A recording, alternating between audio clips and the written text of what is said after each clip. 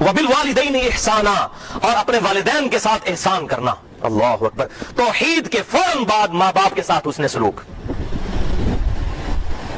इम्मा यबलुगन्ना इंदकल किबर अहदुहुमा औ किलाहुमा, अगर वो तुम्हारे पास बुढ़ापे की हालत में पहुंच जाए, वो दोनों या दोनों में से एक, फला तकुल लहुमा उफ़ वला तनहरहुमा, तो उनको उफ तक भी मत कहना और उनको मत छिड़कना। उफ की सही ट्रांसलेशन पंजाबी में हो सकती है, ये अरबी में इसको कहते हैं उफ। कजरवी के साथ बात करना। माँ बाप को खुसूसन जिक्र किया बुढ़ापे में, क्योंकि बुढ़ापे में ज़ाहिर है कि माँ बाप भी बचगाना आते हो जाती हैं, उनसे बसा औकात ऐसी बातें निकल जाती हैं कि जवान औलाद को गुस्सा आता है। तो उसी खास मौके पर इंस्टिंक्ट पर स्ट्राइक किया अल्लाह ताला ने कि बुढ़ापे में दोनों या एक पहुंच जाए, उनको उफ भी मत कहना। गाली गलोच मारना पीटना तो बड़ी दूर की बात। वक़्फ़िद लहुमा जनाह ज़ुल्लि मिनर रहमा, और अपने कंधे आजिज़ी के साथ उनके सामने झुका के रखना, यूं अकड़ के नहीं। और ये भी बात याद रखें कि झुकने में इतना नहीं झुकना चाहिए कि हाथ घुटनों तक पहुंच जाए, वो हद्दे रुकू है, वो हराम है अल्लाह के अलावा किसी के सामने झुकना। हाँ, थोड़ा बहुत यूं झुकना अपने उस्ताद के सामने या माँ बाप के सामने, तो ये अल्लाह ताला फरमाया अपने कंधे झुका कर रखो।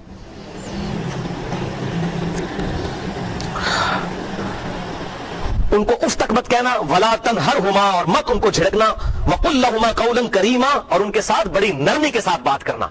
बूढ़े हो चुके हैं, उनके साथ नरमी के साथ बात करना। वक़्फ़िद लहुमा जनाह ज़ुल्लि मिनर रहमा, और अपने कंधे आजिज़ी के साथ उनके सामने झुका कर रखना। वक़ुल रब्बिरहमहुमा कमा रब्बयानी सगीरा, और उनके लिए दुआ करते रहना, ऐ रब मेरे इन पर रहम फरमा जिस तरह इन्होंने बचपन में मुझे पाला था, अब तू इन पर रहम फरमा। मैं उस वक्त कमजोर था और इन्होंने मुझे पालकर बड़ा किया, तूने इनको जरिया बनाया मेरी परवरिश का, तो अब ये कमजोर हो चुके हैं, इन पर रहम फरमा। ये दुआ याद कर लीजिए। बुखारी और मुस्लिम की मुत्तफ़क़ुन अलैह हदीस है कि जब तुम तशहुद में दुरूद शरीफ पढ़ चुको, उसके बाद जो मर्जी चाहो अपने रब से मांगो, तो उसमें यह दुआ भी जरूर मांगा करें, खा वालिदैन जिंदा हो या फौत हो चुके हो, अपने माँ बाप के लिए दुआ किया करें। इसके अलावा भी मसनून दुआएं, रब्बिरहमहुमा कमा रब्बयानी सगीरा, ये दुआ याद कर लीजिए। सूरह बनी इसराइल आयत नंबर 24। अब यहां पर वो हदीस भी याद कर लें जो अल मुस्तदरक लिल हाकिम में सही सनद के साथ और जामिया तिर्मिज़ी में भी मौजूद है कि इमाम कायनात सल्लल्लाहु अलैहि वसल्लम ने फरमाया, जिब्रील अलैहिस्सलाम ने अर्ज की कि अल्लाह के रसूल आमीन कह दीजिए कि हलाक हो जाए वो शख्स जिसे माँ बाप में से दोनों या उनमें से कोई एक बुढ़ापे की हालत में मिले और वो उनकी खिदमत करके जन्नत न कमा सके। तो इमाम कायनात सल्लल्लाहु अलैहि वसल्लम ने अपनी मोहर उस पर लगा दी, आमीन, हलाक हो जाए वो शख्स। उसमें एक वो भी था कि हलाक हो जाए वो शख्स जिसके सामने आपका जिक्र खैर हो और वो आप सल्लल्लाहु अलैहि वसल्लम पर दुरूद शरीफ ना पढ़े। और तीसरा वो शख्स कि जो रमजान का महीना जिसमें आज हम बैठे हुए हैं, 28वां रोजा 1434 हिजरी, शायद कल आखिरी रोजा हो, बल्कि यकीनन सॉफ्टवेयर ने यही बताया कि कल आखिरी रोजा है, क्योंकि तकरीबन 40 घंटे का चांद होगा, कल नजर आ जाएगा नेकेड आई के साथ भी।